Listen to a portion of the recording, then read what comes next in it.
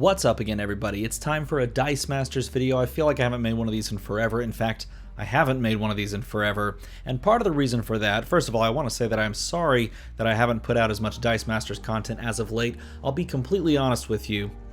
I was very sad. I'll put it that way. I was very sad by the delay and then the subsequent kind of announcement about the Dark Phoenix Saga draft pack set. That one hit me really hard. I felt very confident that that we were going to see that set be released in 2020, that we would have access to that set, that we'd be able to play that set, and the fact that we didn't get that and we didn't really hear about why we didn't get that, and the fact that it's kind of sort of disappeared in a lot of ways, shapes, and forms just got me really kind of bummed. And so I guess it was sort of a mourning period. I've sort of experienced this mourning period with the fact that I realized this set wasn't going to come out in 2020, and that we may not actually see this set for a while, depending on what they do with the world of Dice Masters. That I was just kind of in a funk. Every time I sat down to make a Dice Masters video, I just said, "Oh man." It got me kind of frustrated, and so it's taken me a while to kind of come out of that funk, but I've come to this realization that it doesn't matter when we get that set, or if we get that set, or when we get any new set, because this game is super fun, and I still love playing it and talking about it. I've played on some WDAs a few times, and just some fun casual games, and I've had this idea for today's video for a while, so I finally said, you know what, let's sit down and do it.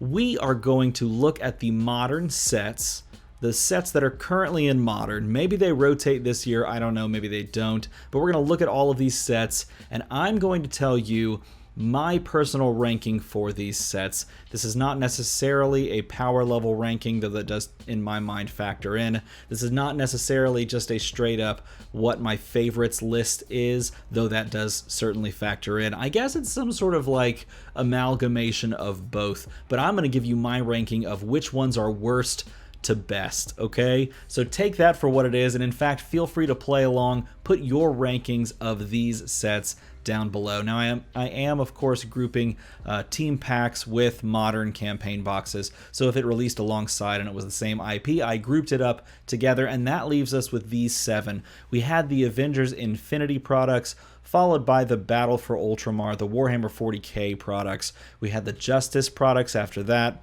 then the X-Men Forever products. We had Trouble in Waterdeep and just the Waterdeep D&D stuff. We had Dice Masters WWE set and accompanying team packs, and then most recently we had the Avengers Infinity Gauntlet, which feels like it released forever ago, and maybe it did, I don't know, but nevertheless, that's where we are sitting with Modern, and I want to rank these in my mind from worst to best, and it's really easy to start this list. Are you ready? It's super easy to start this list. We're gonna start with Avengers Infinity. Oh my goodness, I was really excited for this set. This was like the first foray into campaign box product outside of what we saw with the TMNT stuff, Teenage Mutant Ninja Turtles, and I was like, oh, this is gonna be cool. You get the opportunity to have the entire set. You don't have to chase cards. You get the good cards right off the bat, so you can immediately start playing them. And then the set had very few good cards. It was like, oh man, there's a lot of just not good stuff in this set. The cards were kind of unimaginative in a lot of ways. There still were good cards. I mean, we still had things like the Black Widow that was in there. We had in the team packs, we had like Ant-Man. There were good cards like scattered around, but it just didn't have just an overall good feel. You could play it out of the box, you could put together some theme teams, but the synergies there, I guess it kind of left something to be desired with regards to the Avengers Infinity storyline feel. Like they didn't really tap into anything except just make some Avengers characters and kind of put them on a variety of different affiliations. So this one fell pretty far short in my mind compared to some of these other sets. Now, the next one on my list, what is in 6th place? Okay, next on my list is one that you may consider controversial. It depends on kind of the IPs that you enjoy. But this is one that just didn't really hit for me. I think this is one where I most certainly took the power cards out of it and played those, and those were fun, but most of the other sets, or most of the other cards in the set, kind of fell by the wayside. And I think part of the reason is the way they implemented some of the things, and it just kind of falling short, kind of like what I said with Avengers Infinity, and that is the WWE campaign box. Here's the problem that I had with it.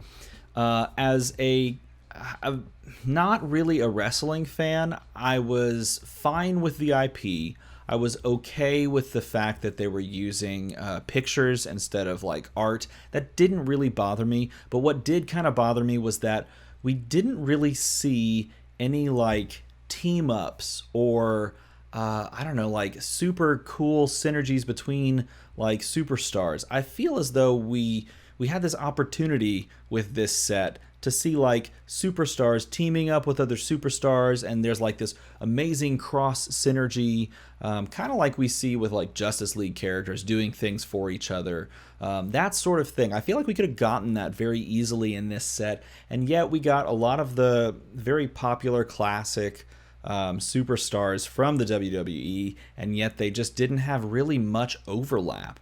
I'm sitting here thinking like Kane and Undertaker had some interesting overlap cards, like literally just one card apiece where they did something off of each other, but they were both super expensive that you never really got the opportunity to mess around with it.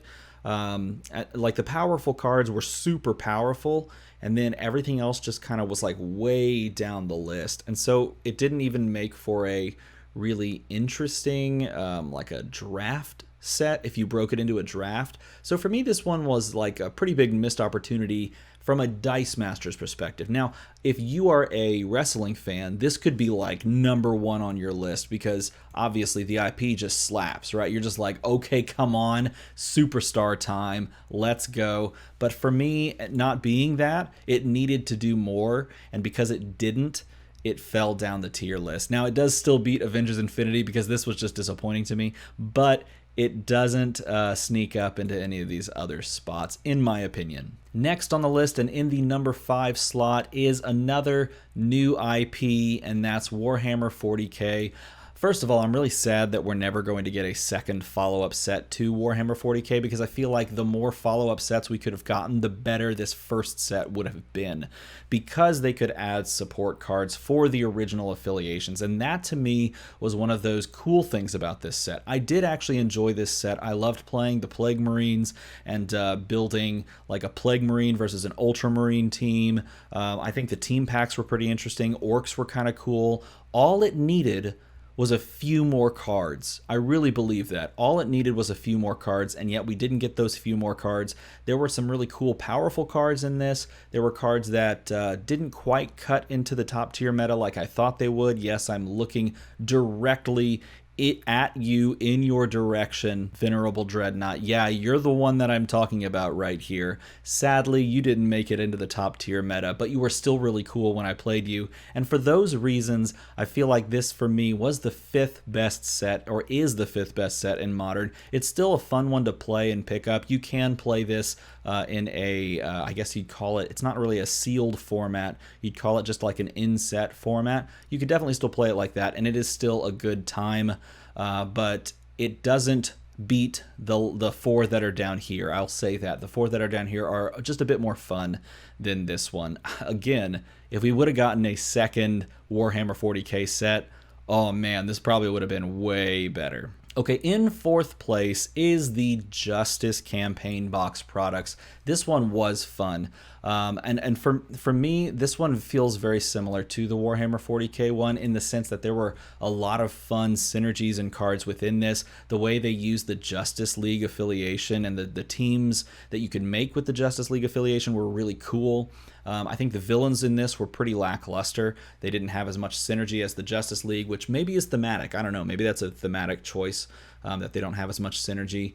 than the other than the Justice League stuff. You did get the Mystics, which were kind of cool. Again, I wish the Mystics had a few more cards to make them a little bit more interesting, a little bit more usable. Maybe you can make a full Mystics team rather than just the ones that we got, particularly here in Modern, because we do have some Golden Age Mystics as well. So I like this set a lot. I think it's fun to play in set as well. I played this in set both in person and online, and playing it in set is also a good time. So I enjoyed this one just about all around. I think they could have done things to make it better, particularly just add more cards.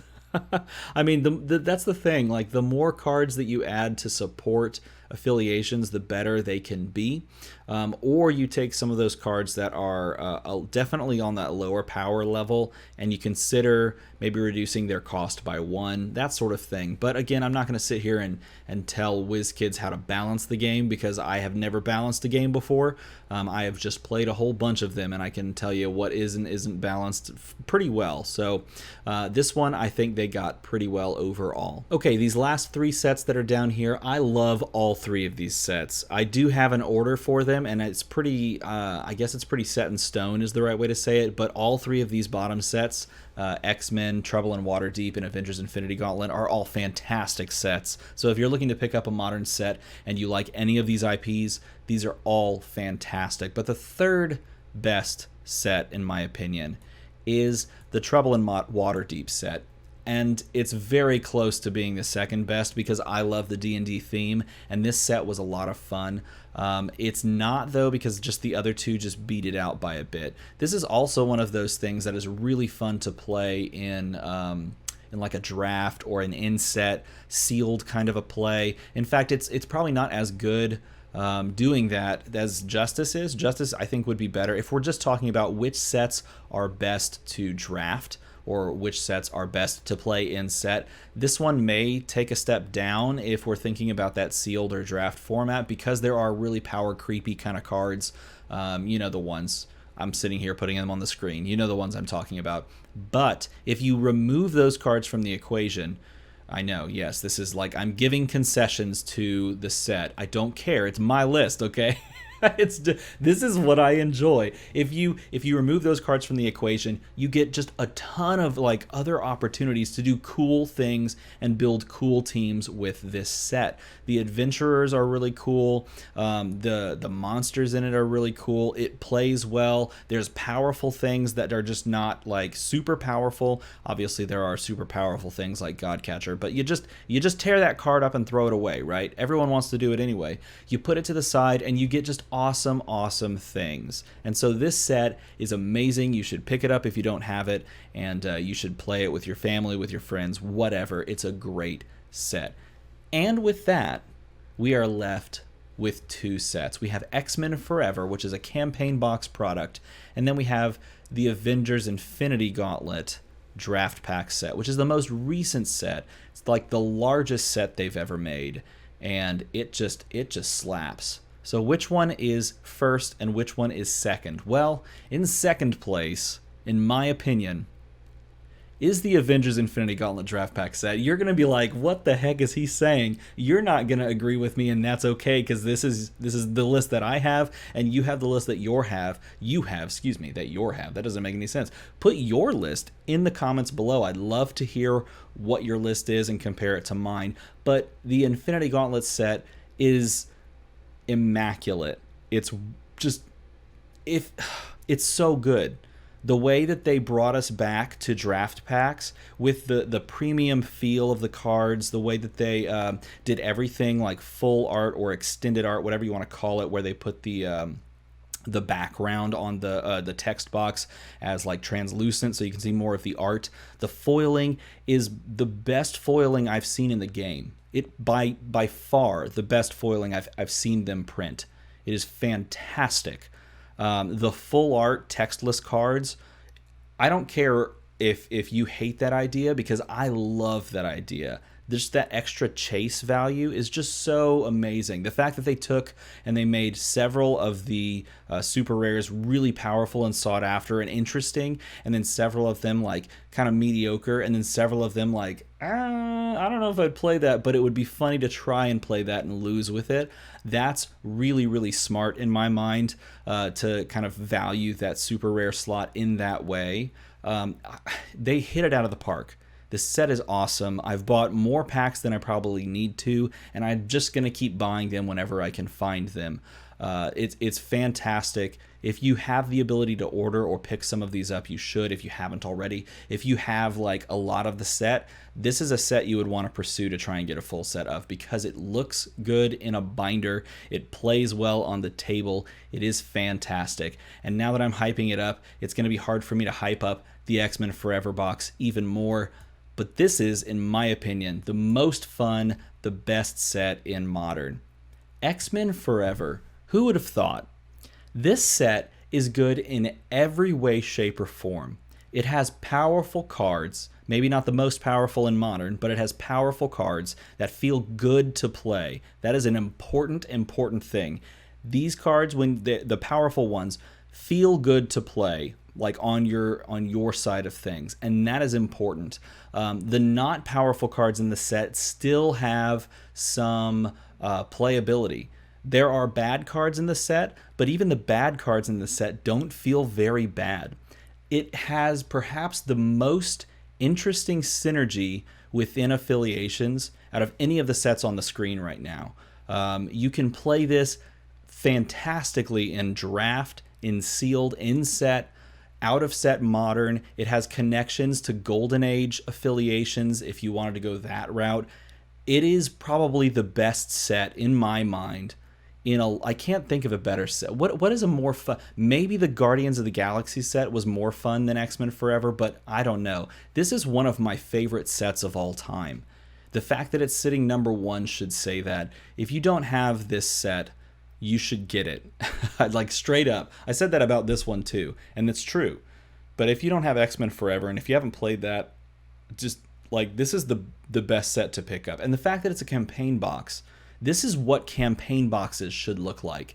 This right here is the reason campaign boxes should continue to exist. If they're going to go that model, this is the high watermark for that model. There is nothing else. All of these other campaign box products pale in comparison to the X-Men Forever campaign box products. And that is why it sits number one on my list. So this is what I have. This is what I have to give to you. This is my personal opinion. This is based on both things that I've enjoyed, formats that you can play with it, and just power level in general. I would love to hear your own opinion. If you have ideas for other Dice Masters videos you'd love to see, other content you'd like me to make, please leave those in a comment below. I'd love to hear from you. And as always, everybody, thanks for watching.